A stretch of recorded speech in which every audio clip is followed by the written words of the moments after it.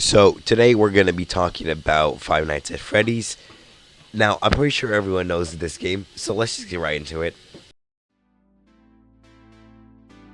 William Afton is the main antagonist of Five Nights at Freddy's and is basically responsible for most of the events, both directly and indirectly, and would eventually die in a Springlock failure to eventually come back as Springtrap. He's been responsible for the death of several children, and said children were killed via being put inside animatronics. Hold on, I need to explain something else real quick. So, William and his close associate, Henry, designed suits that double as animatronics and wearable costumes.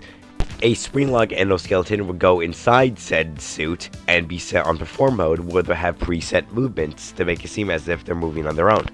However, sometimes the animatronics have to get off stage and play with the children to keep them entertained, and whether it be due to budget, character look, authenticity, or both, the endoskeletons have a crank attached to them, so a higher up could look at an employee and go, "Shinji, crank that, soldier boy," to pull back the endo part so an employee could climb inside and perform the children. But of course, there was a major problem with this. The spring locks were unstable, and any sudden movement or pressure could cause the spring locks to come loose and suddenly close the endoskeleton back up. Now, do you see the problem here?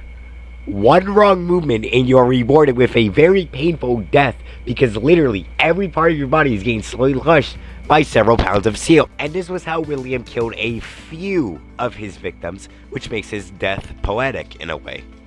Now, William had kids of his own, with those kids being Elizabeth Afton, who was killed by Circus Baby, Michael Afton, who is the main character of many FNAF games, and Unnamed Child, who died during the bite of 83.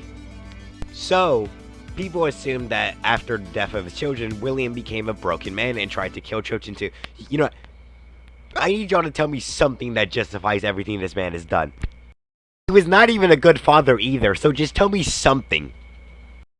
Yeah, I'm pretty sure this dude was just doing it for the love of the game at this point. Another reason why I think this man is unredeemable is because how he treats his only child who is still alive.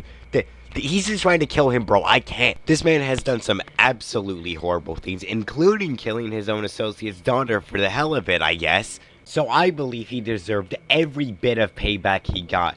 There is no justifiable reason for this man to start moving like this, in my opinion.